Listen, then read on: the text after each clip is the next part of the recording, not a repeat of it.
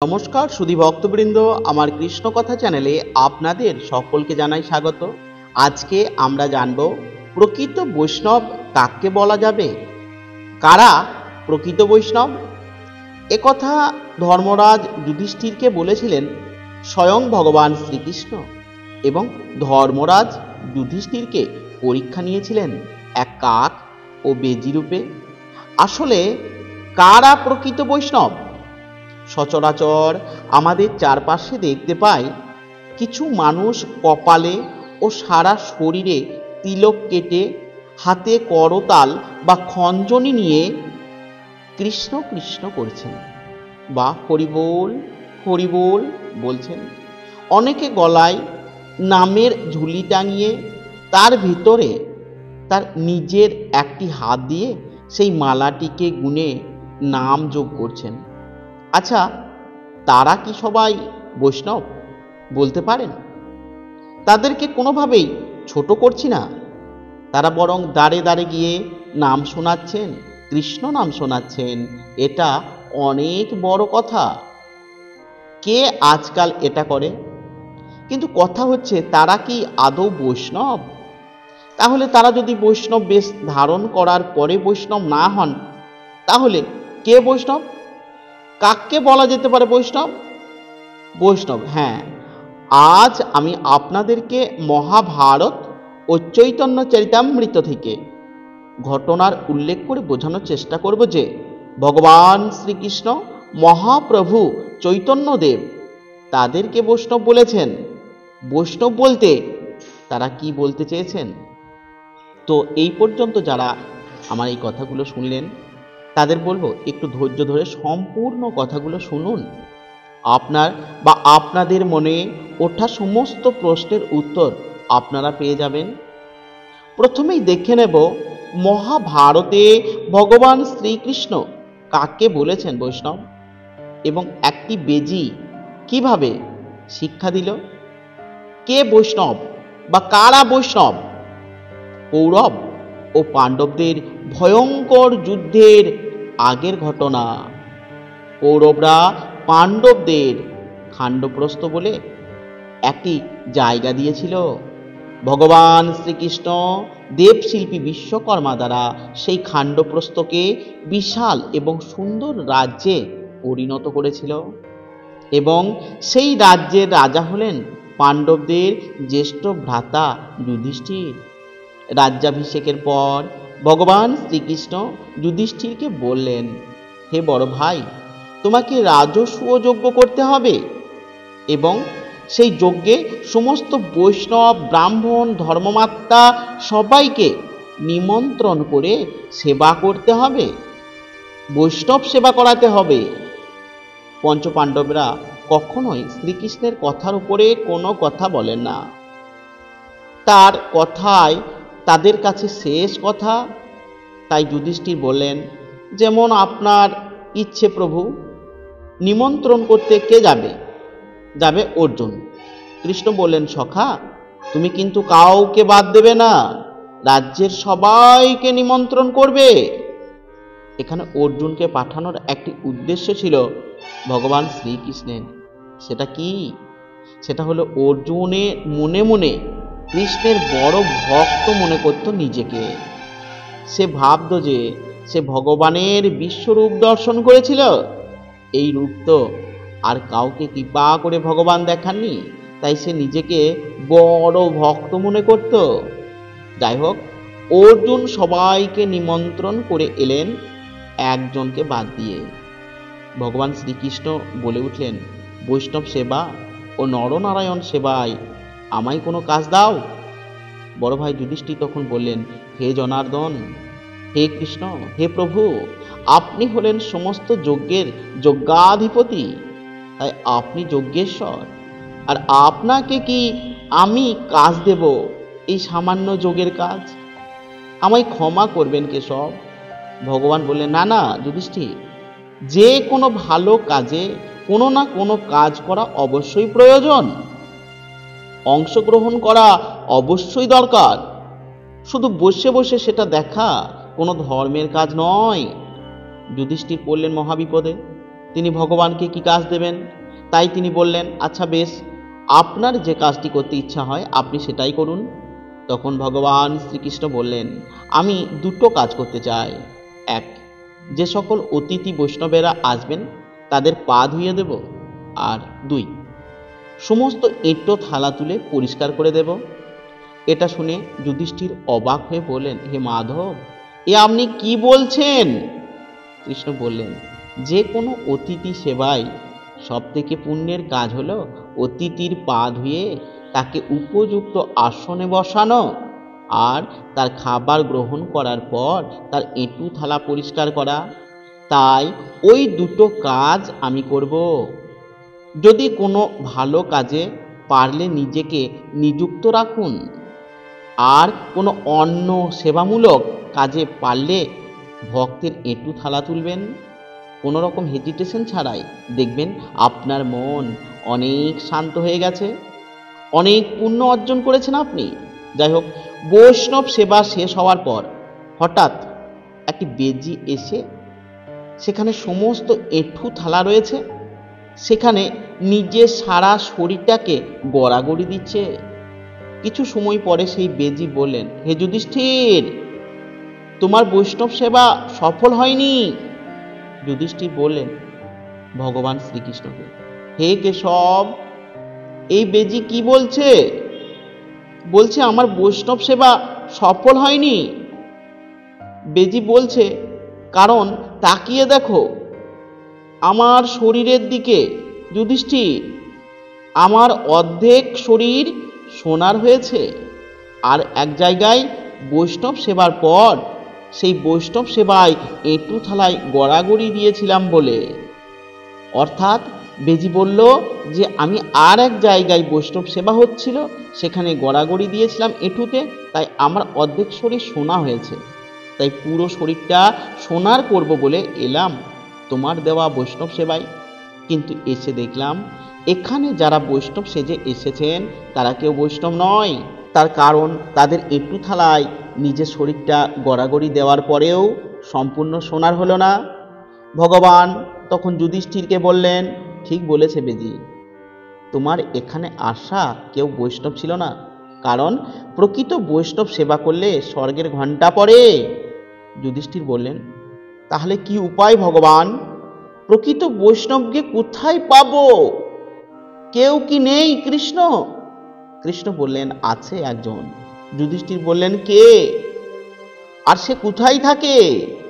তাকে কি নেমন্তন্ন করা হয়নি? ভগবান তখন অর্জুনকে বললেন, হে অর্জুন, তুমি কি সবাইকে নিমন্ত্রণ করেছ? অর্জুন বলল, করেছি, তবে একজনকে ছাড়া। ভগবান বললেন, ওই একজনই হলো পরম বৈষ্ণব। অর্জুন বললেন, হে কেশব, সে যে একজন মুচি, সে সারা দিন চামড়া সেলাই করে, সে কি করে বৈষ্ণব হতে পারে? কৃষ্ণ বললেন, তুমি যাও, গেলেই জানতে পারবে। যুধিষ্ঠির বললেন, অর্জুন যাও, নিমন্ত্রণ করে এসো সেই বৈষ্ণবকে আগামীকাল আসতে বলো সেবা করার জন্য এই রাজভবনে। অর্জুন তাই চলে গেলেন সেই মুচি রুহিদাসের বাড়ি নিমন্ত্রণ করতে। অর্জুনকে দেখে রুহিদাস যথাসাধ্য আপ্যায়ন করল। অর্জুন এক রাস অবজ্ঞা ঘৃণা মনে রেখে রুহিদাস মুচিকে নিমন্ত্রণ করলেন। রুহিদাস মুচি বললেন, হে মহারথী, হে কৃষ্ণ সখা অর্জুন, আমি আপনার নিমন্ত্রণ রক্ষা করতে পারি, তবে তার আগে আপনি আমার বাড়িতে অতিথি হয়ে এসেছেন, তাই আগে আপনি আমার আতিথেয়তা গ্রহণ করবেন। অর্জুন ভাবছে, মুচির ঘরে কি করে গ্রহণ করব? চতুর্দিকে শুধু কাঁচা পাকা চামড়ায় ভর্তি, দুর্গন্ধে ভরা। রুহিদাস বললেন, হে অর্জুন, আপনি ওই সামনে জলাশয় থেকে স্নান সেরে আসুন, আমি আপনার জন্য খাবার তৈরি করছি। অর্জুন ধীরে ধীরে জলাশয়ের কাছে গিয়ে দেখতে পায় সমস্ত জলাশয় ভরে আছে শুধু চামড়ায় আর চামড়ায়। সেই জল এতটাই দুর্গন্ধযুক্ত যে স্নান করা তো দূরের কথা। অর্জুন ভাবছে, এখানে পা স্পর্শ করাও তো ঘৃণ্যের কাজ। অর্জুন ভাবল, কেশব কি করে ভাবল এই মুচি পরম বৈষ্ণব, তা কি করে সম্ভব? তার জলাশয়ে নেমে স্নান করতে দ্বিধা করছিল, কিন্তু উপায় নেই। তাই অজ্ঞ অর্জুন নাক বন্ধ করে যেই না জলে ডুব দিয়েছে, সেই দেখতে পায় ৩৩ কোটি দেবতা সবাই সেই জলের তলায় বসবাস করছেন। অর্জুন ধরফর করে জলের উপর মাথা তুলে ভাবল, কি দেখলাম আমি? সে কোনো ভুল কিছু দেখলো কিনা, তাই আবার জলে ডুব দিল। আর দেখল আগেও যা দেখেছে আবারও তাই দেখছে। তাই সে তাদেরকে জিজ্ঞাসা করলো, হে ৩৩ কোটি দেবতা, আপনারা কেন এই দুর্গন্ধযুক্ত জলে আছেন? কি করছেন এখানে? তখন তারা বললেন, এটাই হলো আমাদের কাছে পরম শান্তির জায়গা, কারণ এখানে সেই অনাদির আদি ভগবান বিষ্ণুর নাম গান শোনা যায় সব সময়। অর্জুন তখন নিজের ভুল বুঝতে পারলেন। সে বুঝল তার মনের ভেতরে যে অহংকার জন্মেছিল, তার বিনাশ করার জন্যই ভগবান শ্রীকৃষ্ণ এটা করলেন। তাই তিনি ছুটে গিয়ে রুহিদাস মুচির পায়ে পড়ে ক্ষমা চাইলেন। বললেন, আমাকে ক্ষমা করে দেন মুনিবর, আমি বুঝতে পারিনি আপনি ভগবান শ্রীবিষ্ণুর এত বড় একজন ভক্ত। রুহিদাস বলল, না না, আমি সামান্য তার সন্তান মাত্র। এখানে আপনাদেরকে বলি, এই রুহিদাস তার নিঃশ্বাস প্রশ্বাসে শ্রী বিষ্ণুর নাম করেন, আর যতবার চামড়া সেলাই করতে ছুঁচ ফোটায় আর তুলে ততবারই ওম নমঃ শ্রী বিষ্ণবে নমঃ, ওম নমঃ শ্রী বিষ্ণবে নমঃ, এই কথাটি উচ্চারণ করেন। পরের দিন যথাসময়ে রুহিদাস রাজভবন উপস্থিত হলেন। যুধিষ্ঠির এবং সবাই রুহিদাসকে খেতে দিয়েছে গলায় বস্ত্র নিয়ে, আর বলছে, হে মহান ভক্ত, মহান আপনি, এবার সেবা গ্রহণ করুন। কারণ কাউকে খেতে দিলে, সেবা করতে দিলে অবশ্যই গলায় বস্ত্র নিয়ে বিনম্র চিত্তে সেবা করতে দেওয়া প্রত্যেকেরই উচিত, কারণ অতিথি নারায়ণ। তাই আমরা ভগবানের কাছে যখন পূজা দিই, ভোগ দিই, প্রসাদ দিই, আমরা সবাই বিনম্র চিত্তে তার কাছে আত্মসমর্পণ করি সেটা দিয়ে। আর তাই অতিথিকেও সেই একইভাবে সেবা দেওয়া প্রত্যেকেরই উচিত। রুহিদাস মুচি যত সমস্ত খাবার তাকে দেওয়া হয়েছিল সব একসঙ্গে মেখে নিল। এই দেখে দ্রৌপদী মনে মনে ভাবল, এই রে, এত সমস্ত খাবার একেবারে মেখে নিল, এ কি করে বুঝবে কোন খাবারের কি স্বাদ? ঠিকভাবে খেতেও জানে না রুহিদাস। সমস্ত খাবার একসঙ্গে মেখে মুখে দিল, কিন্তু স্বর্গে ঘণ্টা পড়ল না। তখন কৃষ্ণ বললেন, বৈষ্ণব সেবা এখনো হলো না যুধিষ্ঠির, কারণ স্বর্গের ঘণ্টা পড়েনি। নিশ্চয়ই তোমাদের মধ্যে কেউ এমন কিছু ভেবেছ যার ফল এটা হয়েছে।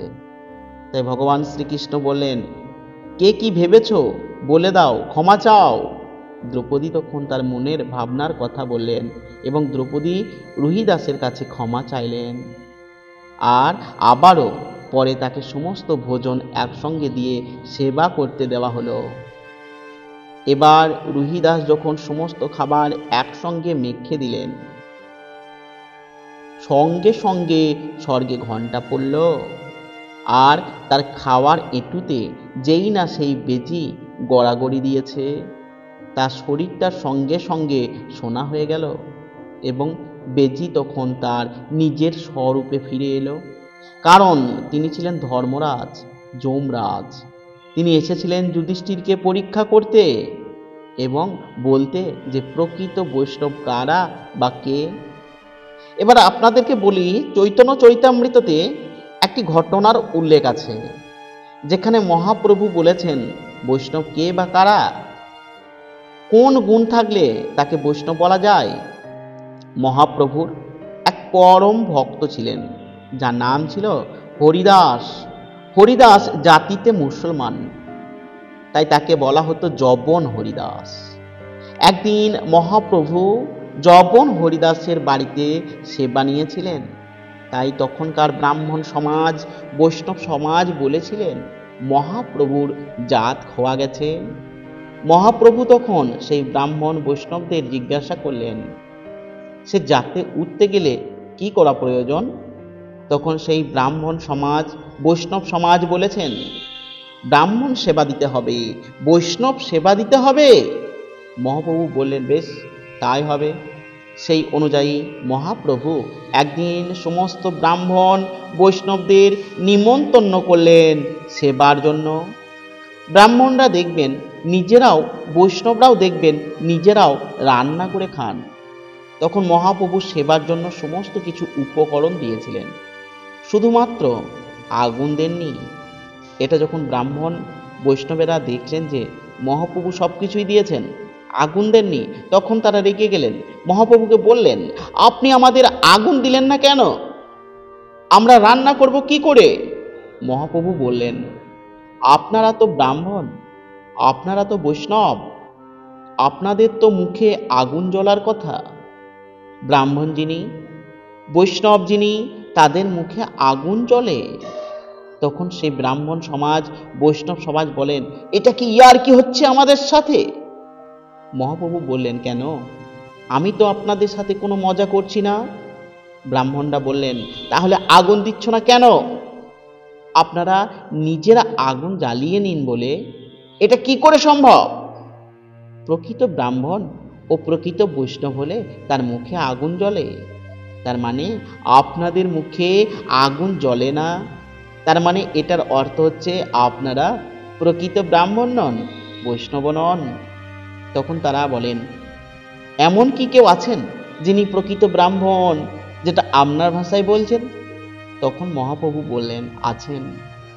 তখন তারা বললেন, ডাকুন, তাহলে দেখা যাক কার মুখে আগুন জ্বলে কিনা। তখন মহাপ্রভু হরিদাসকে ডেকে পাঠালেন। ব্রাহ্মণরা দেখলেন, বৈষ্ণবরা দেখলেন, এ কি, এ তো সেই জবন হরিদাস।